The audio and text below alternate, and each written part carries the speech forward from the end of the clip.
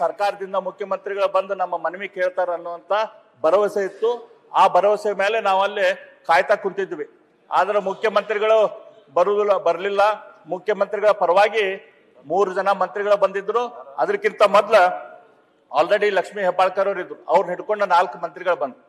ಆ ಬಂದಂತ ಸಂದರ್ಭದಲ್ಲಿ 3 ಮಂತ್ರಿಗಳು ಏನ್ ಬಂದ್ರು, ಮಾದೇವಪ್ಪನವರು, ವೆಂಕಟೇಶ್ ಅವರು, ಡಾಕ್ಟರ್ ಸುಧಾಕರ್ ಅವ್ರು ಏನ್ ಬಂದ್ರು, ಅವ್ರು ಏನಂತ ಹೇಳಿದ್ರು ಅಲ್ಲಿ ಜಯ ಮೃತ್ಯುಂಜಯ ಸ್ವಾಮೀಜಿಗಳಿಗೆ. ಜಯ ಮೃತ್ಯುಂಜಯ ಸ್ವಾಮೀಜಿಗಳು ಸ್ಟೇಜ್ ಮೇಲೆ ನಿಂತಾಗ ಅವ್ರ ಬಲಗಡೆ ನಾನ್ ನಿಂತಿದ್ದೆ, ಎಡಗಡೆ ಈ 3 ಜನ ಮಂತ್ರಿಗಳು ಮತ್ತು 4ನೇವರು ಲಕ್ಷ್ಮಿ ಅವರು ಕೂಡ ನಿಂತಿದ್ರು ಆ ಸೈಡ್ ದಲ್ಲಿ. ಅವ್ರೇನ್ ಹೇಳಿದ್ರು, ನಿಮ್ಮ ಭಾವನೆಗಳನ್ನ ನಾವು ಮುಖ್ಯಮಂತ್ರಿಗಳಿಗೆ ತಿಳಿಸ್ತೇವೆ ಅಂತ ಹೇಳಿದ್ರು. ನಮ್ಮ ಭಾವನೆ ಏನನ್ನೋದು ಮುಖ್ಯಮಂತ್ರಿಗಳಿಗೆ ಗೊತ್ತಿದ್ದಂತ ವಿಷಯ ಆಗಿತ್ತು. ಅದರಲ್ಲಿ ಹೊಸದೇನು ತಿಳಿಸುವಂತದ್ದು ಇದ್ದಿದ್ದಿಲ್ಲ. ಯಾವುದೇ ರೀತಿಯ ಸೊಲ್ಯೂಷನ್ ಅನ್ನು ಇವ್ರು ತಗೊಂಬಂದಿದ್ದಿಲ್ಲ.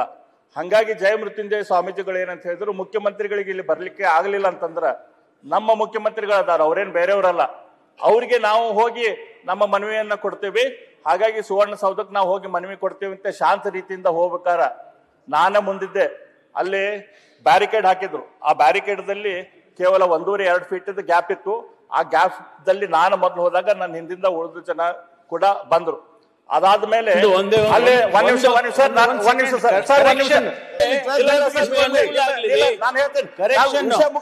2 ನಿಮಿಷದಲ್ಲಿ ಮುಗಿಸ್ತೇನೆ. ಅಲ್ಲೇ ನಾನು ಮುಂದೆ ಹೋಗ್ಬೇಕಾರ ಪೊಲೀಸ್ ರೈತಲ್ಲ, ನನಗೂ ಹೋಗಾಕ ಬಿಡಾಕ ಪ್ರಯತ್ನ ಮಾಡ್ಲಿಲ್ಲ. ಇನ್ನೂ ಶಾಂತ ರೀತಿಯಿಂದ 20 ಮೀಟರ್ ಹೋಗಿದ್ದೇವೆ. ನಿಮ್ಮ ADGP ಯತೀಂದ್ರನ ಫಂಡಿಂದ ಏನೋ ಹೆಸರು, ಯತೀಂದ್ರ ಅಲ್ಲ, ಇನ್ನೊಂದು ದ್ರ ಅಂತ ಹೆಸರಿದೆ, ಇಲ್ಲೇ ಕುಂತಾರ ಅವ್ರು. ಇಲ್ಲೇ 2ನೇದವ್ರು ಅಲ್ಲಿ ಕುಂತಿದ್ದಾರೆ. ಅವರು ಲಾಠಿ ಚಾರ್ಜ್ ಮಾಡಿ ಅಂತ ಹೇಳಿದ್ರು. ಲಾಠಿ ಚಾರ್ಜ್ ಮಾಡಿ ಅಂತ ಹೇಳಿದ್ರು. ಜನ ಶಾಂತ ಐತಿ, ಏನು ಪ್ರಶ್ನೆ ಇಲ್ಲ. ಲಾಠಿ ಚಾರ್ಜ್ ಮಾಡಿ. ಅದಾದ ನಂತರ ನನಗೆ ಪೊಲೀಸರು ಹಿಡಿದು ದೂಕಿ ನನ್ನ ತೆಗ್ಗದಲ್ಲಿ ದೂಡಿ ನನಗೆಲ್ಲ ಇದು ಮಾಡಿದ್ರು. ನನಗೆ ಬ್ರೆತ್ಲೆಸ್ನೆಸ್ ಆಯ್ತು. ನಾ ಬ್ರೆತ್ಲೆಸ್ನೆಸ್ ಆದಾಗ ಮತ್ತೆ ಇವರು ಅಲ್ಲೇ ನನ್ನ ಮುಂದೆ ಬಂದರು. ಅವಾಗ ಇವ್ರ ಪೈಕಿ ಮುಫ್ತಿಯಲ್ಲಿ ಇದ್ದಂತ ಪೊಲೀಸರು ನಾನು ಹಿಡಿದು ತಿಕ್ಕಾಡಿ ನನಗೆ ತೊಂದರೆ ಮಾಡಕ್ ಪ್ರಯತ್ನ ಮಾಡ್ತಾ ಇದ್ರು. ನಾನು ಜೋರಾಗಿ ಅವ್ರನ್ನ ದುಗಿಸಿ ಸರಿಸಿ ನಿಂತಾಗ ಇವ್ರು ಬಂದಾಗ ಇವ್ರಿಗೆ ನಾನು ಕೇಳಿದೆ, ಯಾಕೆ ಲಾಠಿ ಚಾರ್ಜ್ ಮಾಡಕ್ ಹೇಳತ್ತೀರಿ, ಇಷ್ಟು ಶಾಂತ ರೀತಿಯಿಂದ ನಡೆದಿದೆ, ಯಾಕೆ ಲಾಠಿ ಚಾರ್ಜ್ ಮಾಡಕ್ ಹೇಳತ್ತೀರಿ ಅಂತ ಕೇಳಿದೆ. ಅದಾಗಿ ಸ್ವಲ್ಪ ಹೊತ್ತಕ್ಕ ಲಾಠಿ ಚಾರ್ಜ್ ಆಯ್ತು.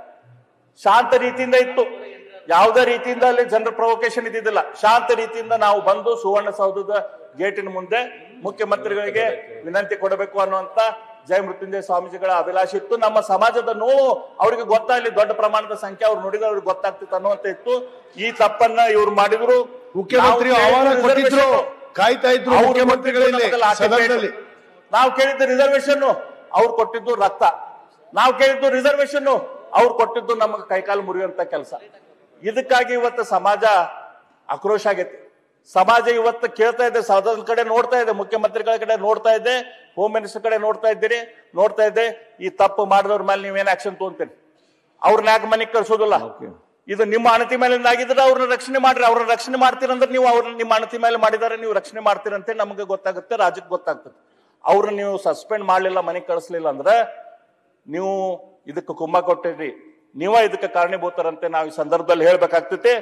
ಇಷ್ಟು ಹೇಳಿ ನಾನು ನನ್ನ ಸಭಾ ಕೆಲಸ ಮುಗಿಸ್ತೇನೆ. ನನ್ನ ಮೇಲೆ ಬಸವನಗೌಡ ಪಾಟೀಲ್ರು, ನಮ್ಮ ಪಾರ್ಟಿಯ ಉಳಿದವರು ಕೂಡ ಮಾತಾಡ್ತಾರ, CC ಪಾಟೀಲ್ರು ಮಾತಾಡ್ತಾರ.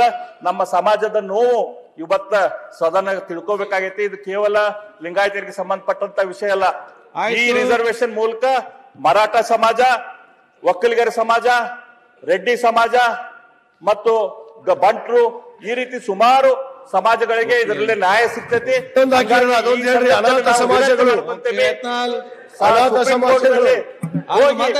ಕೇಸನ್ನು ವಿಡ್ರಾ ಮಾಡಿಕೊಂಡು ನಮಗ ನ್ಯಾಯ ಕೊಡಿಸ್ಬೇಕು ಅಂತ ಹೇಳಿ ನಾನು ಸರ್ಕಾರಕ್ಕೆ ವಿನಂತಿ ಮಾಡ್ಕೊಂತೇನೆ. ತಪ್ಪು ಮಾಡಿದವ್ರ ಮೇಲೆ ಆಕ್ಷನ್ ತಗೋರಿ ಅಂತ ಯತ್ನಾಳ್ ಅವರೇ ಅರವಿಂದ್ ಸರಿಯಾಗಿ ಅರವಿಂದ್ ಸಬ್ಜೆಕ್ಟೇ ಇಲ್ಲ. ನೀವು 10 ನಿಮಿಷ ಮುಗಿಸಿ ಅಂತ ಹೇಳಿದ್ದೀರಿ, 11 ನಿಮಿಷ ತಗೊಳ್ಳಿ.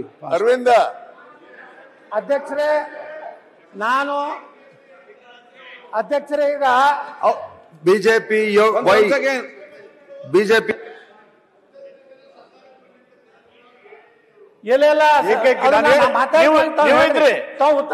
ನಾನೇನು ಬೇರೆ ಹೇಳ್ತಿಲ್ಲ. ನ್ಯೂಸ್ ಫಸ್ಟ್ ನಿರ್ಭೀತಿಯಿಂದ ನಿಮ್ಮ ಪರವಾಗಿ.